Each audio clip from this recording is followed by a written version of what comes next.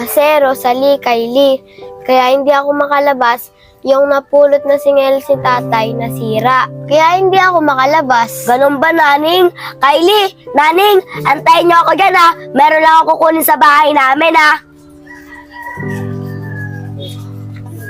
Kylie, ba't parang ang tagal ni Rosalie? Ano bang kukunin nun? Di ko nga alam eh. Hintayin na lang natin siya, baka parating na yon. Sige.